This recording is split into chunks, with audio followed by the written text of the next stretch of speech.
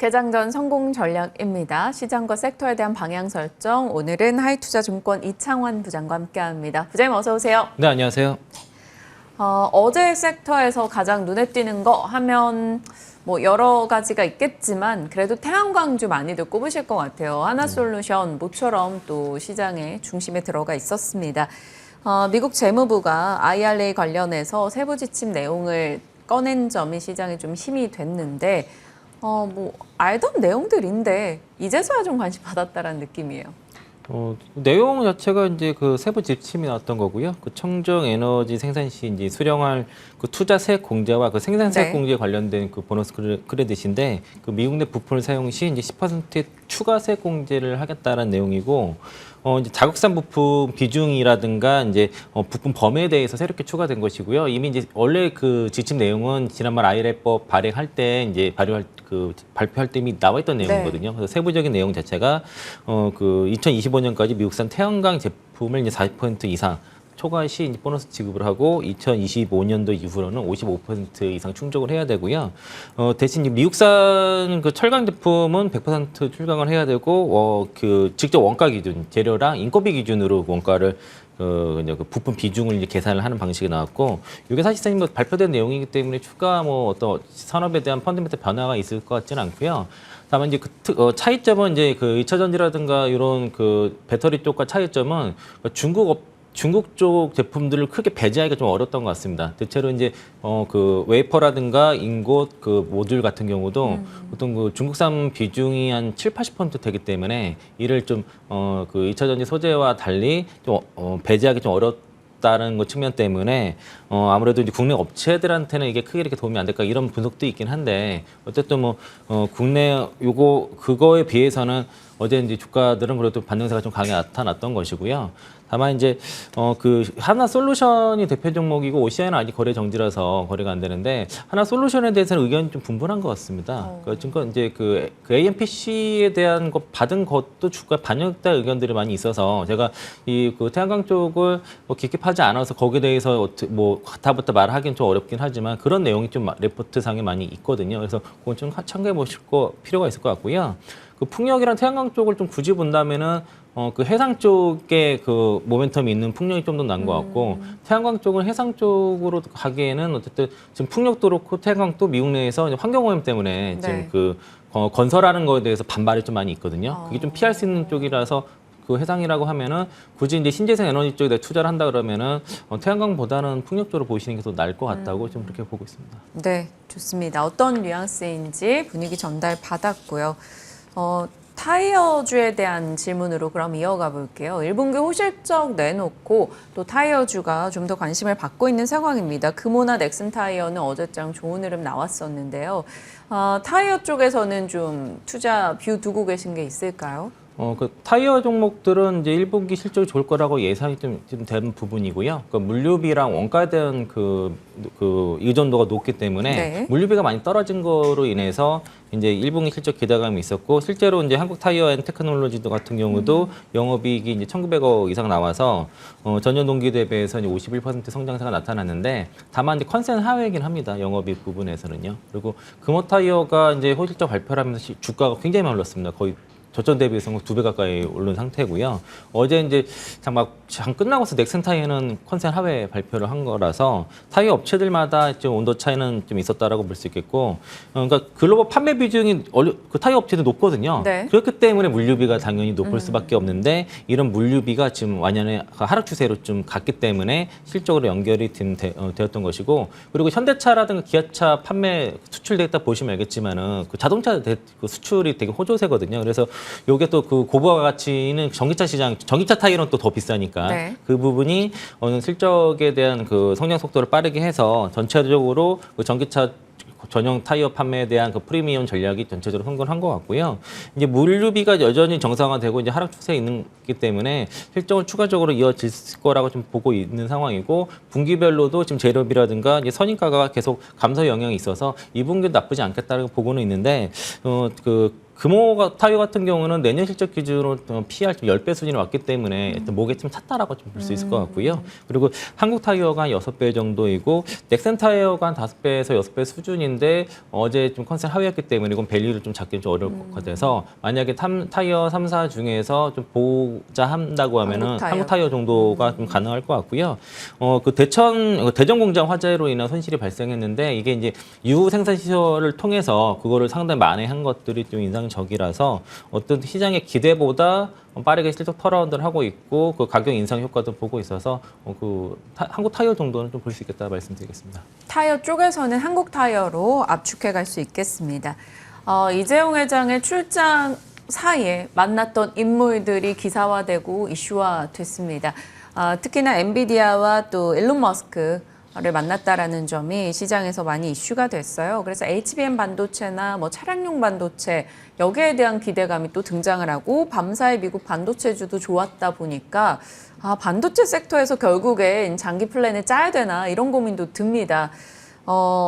반도체에 대한 흐름, 전체적인 내용과 함께 좀 눈여겨볼 수 있는 좀 국지적인 요소까지 짚어주시죠. 어제 이제 일론 머스크라는 그 삼성전자 이재용 회장이 만났다는 뉴스가 나와서 이거 차량용 반도체 기업들이 좀 주가가 좀 올랐었고 그 넥스칩이라든가 뭐 장중에는 윗꼬리 좀 달았지만은 차량용 반도체 종목들은 괜찮았고요. 삼성전자가 지금 플랜을 짜고 있는 게 이제 차량용 반도체 쪽이 새로운 이제 플랫폼이라고 아키텍처를 보고 있거든요. 그러니까 서버, 모바일과 함께 3대 응용처를 바로 차량용 반도체를 좀 잡고 있고, 최근에 엄브렐라 쪽에 자율주행용 반도체 좀 수주를 했고 네. 아쉬운 거는 테슬라 쪽에 그동안 이제 자율주행용 칩을 제공을 하고 있었는데 이게 TSMC 쪽으로 넘어갔던 거로 보입니다. 그래서 다시 그런 관계를 되찾아 와야 될 것 같고요. 보통 내연기가 한 대당 한 200개 정도 들어가는 반도체가 이제 자율주행이라든가 이제 전기차로 들어가게 되면은 뭐 10배 이상 들어가기 때문에 여기에 대한 시장 성장성은 뭐 향후엔 100조 시장도 얘기가 있는데 그러니까 그 자율주행에 들어가는 반도체가 단순하게 이제 우리가 알고 있는 메모리 반도체 그런 단일 그런 모양이 아니고요. 굉장히 다양하게 있습니다. 뭐 ADAS부터 해서 인포테인먼트 아니면 파워트레인 등등 굉장히 다양한 곳에 카메라에 들어가는 것부터 굉장히 곳곳에 들어가기 때문에 이게 이제 예전에는 그 다품용 소량 생산이어서 마진이 많이 안 남음에도 불구하고 또 생명을 담보로 하기 때문에 안정성을 많이 요구를 했거든요. 그래서 이제 시장이 크지 않았는데 전기차와 이제 자율주행 시대가 열리면서 이쪽 시장이 커져가고 있고요. 실제로 작년에 반도체 기업들이 실적이 상당히 안 좋음에도 불구하고 차량용 반도체라든가 뭐 SIC 전력 반도체 기업이라든가 그런 기업들의 실적이 상당히 좋았던 거고요. 특히 이제 우리나라보다 이제 미국 기업들, 뭐 온세미라든가 뭐 텍사스 인스트루먼트라든가 그런 기업들이 상당히 실적이 좋았던 것들이 이쪽 시장으로 가는 건 분명하고 아마도 반도체 섹터 내에서도 기존의 이제 메모리라든가 낸드 쪽의 관련 업체보다도 이런 차량용 반도체 업체들이 주가 흐름이 지금 훨씬 더 양호하고 견조한 걸 봐서는 그쪽 흐름으로 보시면 좋을 것 같고요. 제가 어떤 종목을 딱 찝어드리기보다는 이런 종목도 있다 정도로 말씀드리면은, 네. 차량용 반도체 관련 종목들을 움직이는 종목들을 보면은, 넥스트 칩이 가장 대표적이라고 볼 수 있겠고요. 실적 면에서도 뭐 텔레칩스 같은 경우도 ADAS에 들어가는 반도체에 관한 기술을 가지고 있고 칩셋 미디어가도 관련 자산 IP를 가지고 있고요. AD 테크놀로지가 이제 삼성전자 쪽에서는 최대 디자인 하우스 협력처이기 때문에 관심 가질 만하고 삼성 파운드리의 공식 디자인 솔루션 파트너스가 이제 가온칩스 정도 있거든요. 그래서 그 정도 관심 가져보시면 좋을 것 같습니다. 네. 차량용 반도체에 대한 이야기도 꽤 많았었고요. 뭐 글로벌 기업들의 밤사이 흐름도 비교적 괜찮았습니다. 관련해서 아이디어 가져볼 종목들 살펴주셨네요. 자, 오늘의 관심주로는 포스코 홀딩스입니다. 다시 가지고 오신 종목이 될 텐데 3월 28일 공략주였단 말이에요. 최고가 기준 수익률은 30%였고요.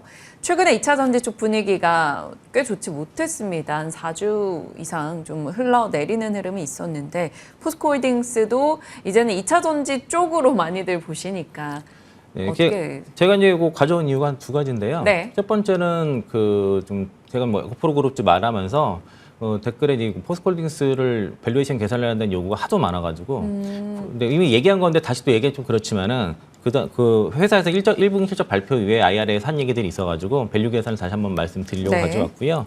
그리고 이제 두 번째는 충분히 빠질 만큼 빠진 자리다라고 좀 봐서 타이밍상 지금쯤이면은 뭐 충분히 매수할 만한 타이밍이 됐다라고 봐서 타이밍상으로도 가져왔는데 그러니까 이거 2차 전지 섹터가 지금 조정세가 나타났는데 제가 좀 느끼는 거는 이제 고점 대비해서 많이 빠졌다고 느끼는데 저는 제가 느끼는 느낌은 어떤 거냐면은 생각보다 잘 버틴다는 느낌을 받는 건 지금 그 포스코홀딩스를 비롯해서 2차 전지 소재 업체들의 공매도가 어마어마하거든요. 그런데 그 공매도 규모에 비해서는 지금 굉장히 생각보다 덜 빠진 거라고 그러니까 그 정도 쳤으면은 하루에 뭐 10% 이상 툭툭 빠질 만한 그 정도의 양인데 네. 그 정도까지 아니고 잘 버텼고 이게 쇼커버 들어오게 되면은 결국에는 공매도도 매도를 환매수를 해야 수익이 나는 건데 지금 가격보다 훨씬 높은 가격 환매수밖에 없다라고 저는 그렇게 보고 있고요.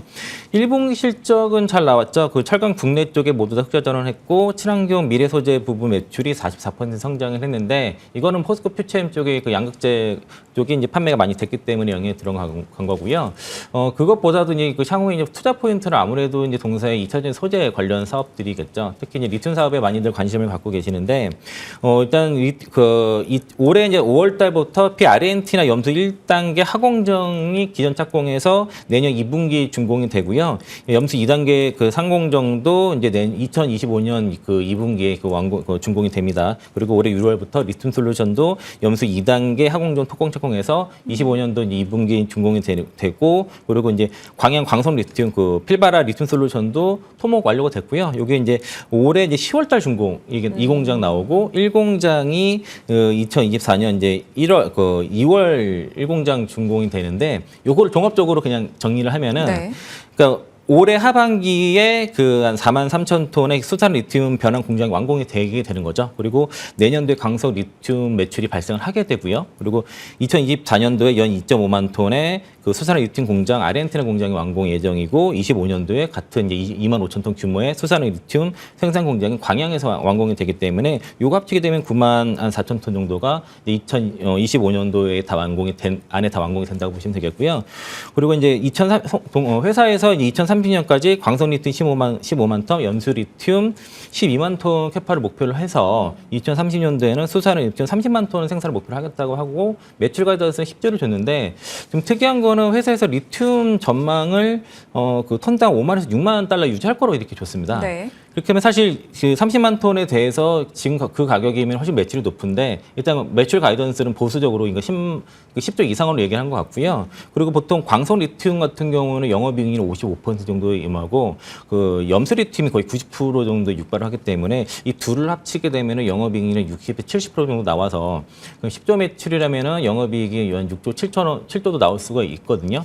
다만 이제 제가 말씀드리고 싶은 거는 이게 이제 그 2030년, 2025년도도 있고 2030년까지 계획도 있는데 네. 이게 아직 그 BEP가 도달한 게 아니고 램프업이 된 게 아니거든요. 그래서 이거 봐야 됩니다. 가봐서 실제 영업이익률이 이렇게 나오는지를 확인을 해야 거기에 따른 밸류에이션을 줄 수가 있거든요. 그래서 요거는 그래서 그 계획들은 쭉 있는데 이거를 곧바로 그 에코프로처럼 바로 밸류에이션 계산해서 목표가 드리기에는 네. 약간 시기상조입니다. 타이밍상. 그리고 올해 하반기에 리사이클 통한 리튬 생산 시작이 되는데 5월 달에 이제 상공용 쪽이 그 정상 조업도 달성이 되고요.